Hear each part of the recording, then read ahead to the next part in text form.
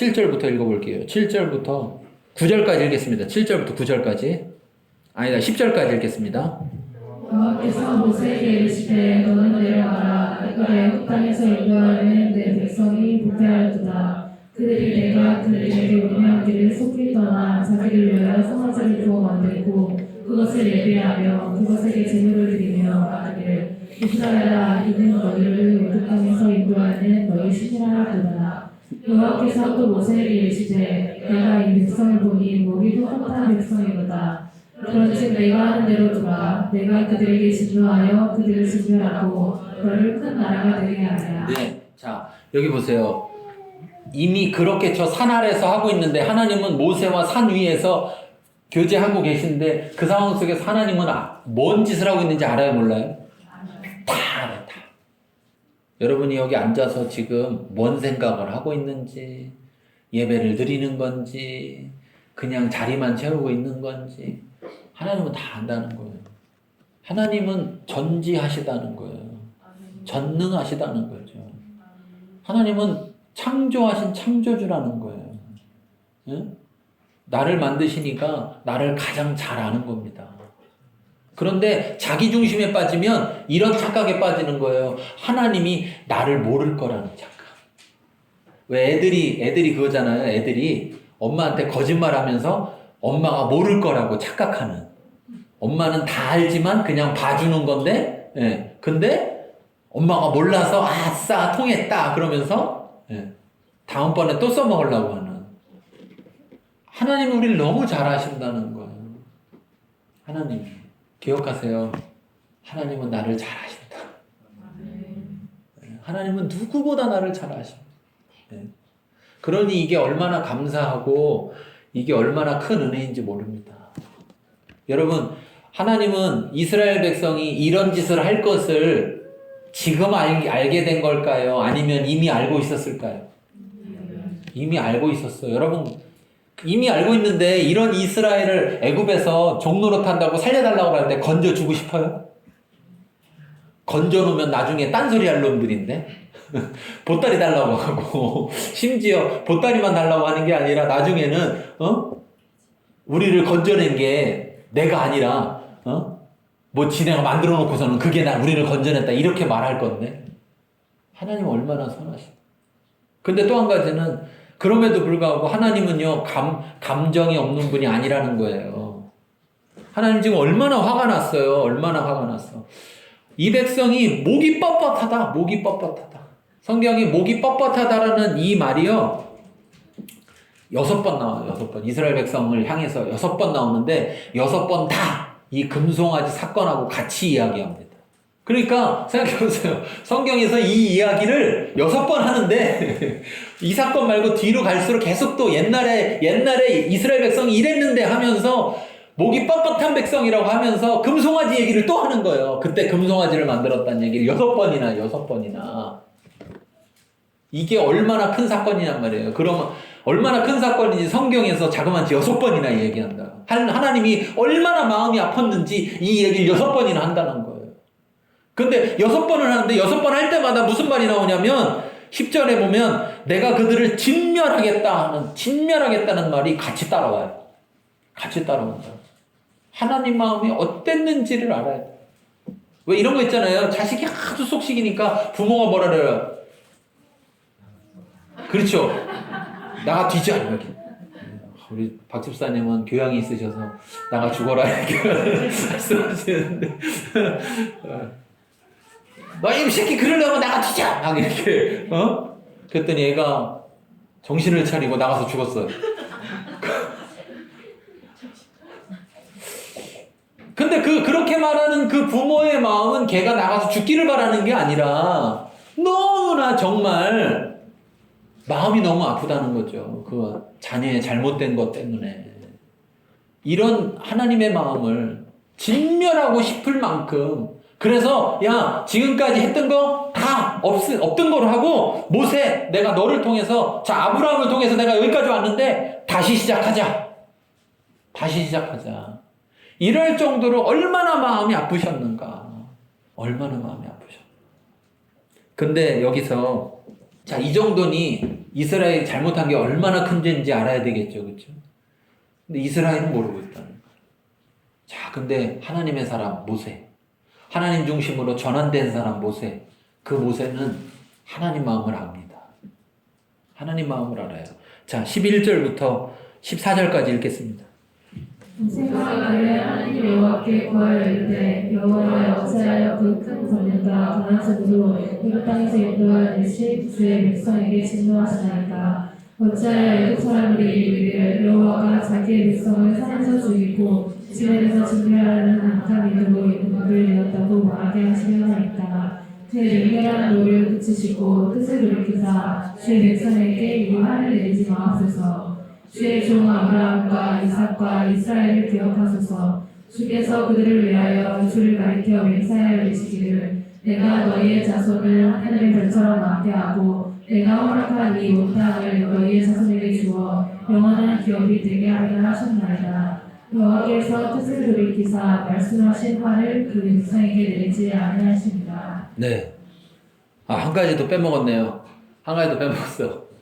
금송아지 만들어 놓고 이 신이 우리를 했다. 그리고 또 모세가 우리를 건져낸, 우리를 구원한 1절에 나오는 모세 곧 우리를 애굽 땅에서 인도해낸 사람은 어찌 됐는지 알지 못하겠다. 이렇게 얘기했더니 하나님이 그 말에 너무 상처를 받았나 봐. 그 말이 7절로 다시 가볼게요. 7절로 가보면 모세한테 뭐라고 말하면 이렇게 말해요. 모세야 너는 내려가라. 네가 애굽 땅에서 인도해낸 네 백성이 부패했다. 이렇게. 뒤끝이 좀 있으신데. 내가 애굽 땅에서 인도에는 내 백성이 부패했다고 안 하고 사람들이 한 말 그대로 그래 모세가 인도해냈어. 야 모세야 네가 건져낸 네 백성 네가 건져냈으니까 네 백성이지 네 백성이 부패했다 이렇게 말씀하시죠. 놀라운 사실은요. 출애굽기 19장 5절부터 보면 이렇게 말해요. 너희가 내 말을 잘 듣고 내 언약을 지키면 너희는 모든 민족 중에 내 소유가 되고 너희는 거룩한 백성, 내게 대하여 제사장 나라가 되고 거룩한 백성이 될 거라. 그러면서 자 약속을 하는데 이미 그 전에 3장 7절에 보면 3장 7절에 우리가 지금 32장 얘기하고 있는데 3장 7절에 보면 여호와께서 이르시되 내가 애굽에 있는 내 백성의 고통을 분명히 보고 그들이 그들의 감독자라 말미암아 부르짖음을 듣고 그 근심을 알았다 이렇게 얘기해요. 이게 뭐예요? 3장이 모세를 부를 때잖아요. 애굽에서 건져내기 전 모세를 부를 때 모세한테 뭐라 하냐면은 이스라엘에 있는 사람들이 누구 백성이다? 내 백성이다. 하나님께서 내 백성이라고. 그리고 5장에도 보면 바로한테 가서 너는 뭐라고 얘기하냐면 내 백성을 보내라고 해라. 내 백성을. 계속해서 하나님은 이스라엘이 누구 백성이라고요? 내 백성이다. 언약을 맺으면 내 백성이 된다고 했는데 언약을 맺기 이전부터 이미 하나님의 마음속에서는 이스라엘 누구 백성이요? 내 백성이에요. 왜? 아브라함을 통해서 그 자손을 통해서 하나님이 만들어 놓은 백성이거든요. 그들은 몰라도 하나님은 알고 있어요. 그런데 하나님이 얼마나 화가 나셨으면 모세야 네 백성이 타락했다. 변질됐다. 이렇게 얘기하십니다. 근데 그렇게 말하는 하나님의 마음은 얼마나 더 찢어질까요? 얼마나. 애들이 그런 거 있잖아요. 왜 못된 애들은 엄마한테 엄마가 나랑 난 거 말고 해줄 게 뭐가 있어 막 이렇게. 그럼 엄마가 그러죠. 그래 네가 알아서 다 컸다. 그때 그 기분 그 마음이 어때요? 하나님 마음이 이렇게 말할 때 하나님 마음은 얼마나 찢어질까요? 그런데 그 찢어지는 하나님의 마음을 모세는 기억했다는 거예요. 알았다는 거예요. 그 마음을. 그래서 13절 보세요. 13절. 네. 자, 여기 누굴 기억하라고 그래요? 아브라함과 이삭과 이스라엘, 야곱을 기억하라. 자, 이 백성의 출발이 아브라함으로부터 됐고 하나님 아브라함에게 약속하지 않았습니까? 내 자손으로 큰 민족을 이루게 할 거라 약속하지 않았습니까? 하나님은 약속하면 반드시 지키는 분 아닙니까? 기억하세요. 잊지 마세요.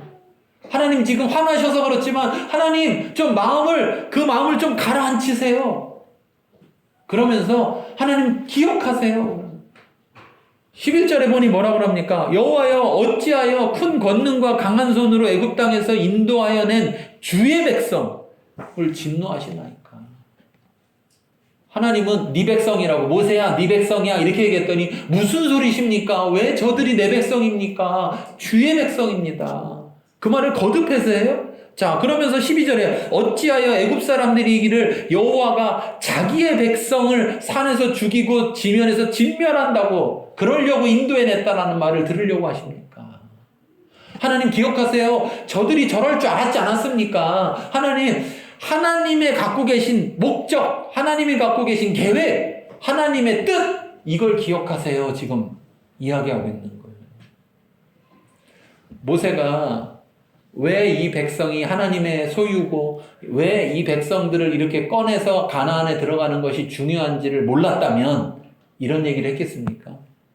모세는 여호와 하나님의 마음과 그분의 뜻과 그분의 계획을 알았다는 거예요. 왜? 하나님 중심으로 전환하고 나니까 하나님만 늘 바라보다 보니까 그 하나님과 교제하다 보니까 하나님으로 인하여 알게 됐다는 거고 하나님 마음을 품게 됐다는 거예요. 그러면서 뭐라고 하느냐? 주의 맹렬한 노를 그치시고 뜻을 돌이키사 주의 백성에게 이 화를 내리지 마세요. 그러면서 더 나아가서 모세도 하나님과 같은 마음을 갖습니다. 하나님과 같은 마음. 자, 그러면서 뭐라고 합니까?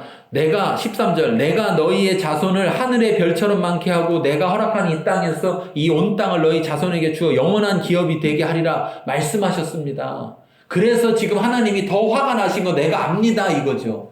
하나님의 지금 이런 분노가, 이런 화가 왜 나오는 건지 하나님의 그 마음을 내가 압니다 라고 지금 고백하는 거예요. 그러면서 저도 하나님과 같은 마음입니다 라는 거예요. 그런 마음에서 자 14절 보니 여호와께서 뜻을 돌이키사 백성에게 내리지 아니하시니라 이렇게 말하고 있어요. 즉 그렇게 했으니까 하나님 하지 마세요 했을 때 하나님이 뭘 느낀 거예요? 하나님 뭘 느껴요? 아, 모세가 내 마음을 아는구나. 그냥 무조건 벌 내리지 마세요. 그냥 용서해 주세요. 그게 아니라 모세가 이렇게 말을 할 때 모세가 내 마음을 아는구나. 모세가 내 마음을 아는구나. 내 마음을 아는 모세가 나에게 지금 내 뜻을 다시 한번 되새겨주면서 이렇게 이야기하니까 그러니까 내가 그 앞에서 마음을 돌이켜야 되겠구나. 여러분, 하나님은 절대 누구에 의해서 결정하거나 움직이는 분이 아닙니다. 하나님은 스스로 존재하는 분이시고 하나님은요 자기 스스로 모든 걸 결정하시는 분이에요. 그런데 그런 하나님을 지금 모세가 움직였습니다. 어떻게 해요? 하나님의 마음을 공유했기 때문에. 하나님 마음을 알고 그 마음을 같이 가졌기 때문에. 그래서 그 하나님 앞에 그들을 위해서 하나님의 진노 앞에 막아설 수 있었던 겁니다. 여러분, 누군가 화났는데 이 사람이 대단한 사람이야. 그 사람이 화났을 때 그 앞에 가서 막아서려면 어떤 마음이 듭니까? 나는 잘못한 게 없는데 괜히 가서 중간에 막아서다 내가 대신 맞아 죽는 거 아니야? 이럴 수 있잖아요. 하나님이 지금 분노하고 계신데 근데 모세는 하나님 마음, 저들을 생각하는 하나님 마음이 어떤 건지를 더 알기 때문에 모세는 그 앞에서 자기가 막아서고 있다라는 사실이에요. 자, 하나님 중심의 사람은 어떤 마음인가? 아직 뒤에 다 못했는데 여기까지만 할게요. 읽겠습니다.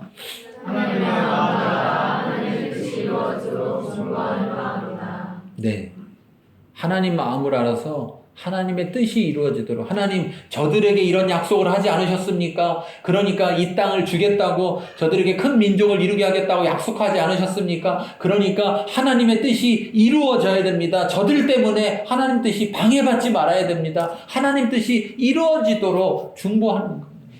하나님 중심의 사람은 이러한 마음을 갖는 사람입니다. 여러분, 우리가 하나님 중심이 될 때 하나님 마음을 알고 하나님의 뜻이 이루어지도록 중보할 수 있습니다. 그런데 그렇지 않으면 자기가 하나님 앞에 범죄하면서도 자기가 어떠한 범죄를 하고 있는지조차도 깨닫지 못한다는 사실입니다. 우리 이 시간에 말씀을 돌이켜보면서 같이 함께 기도하고자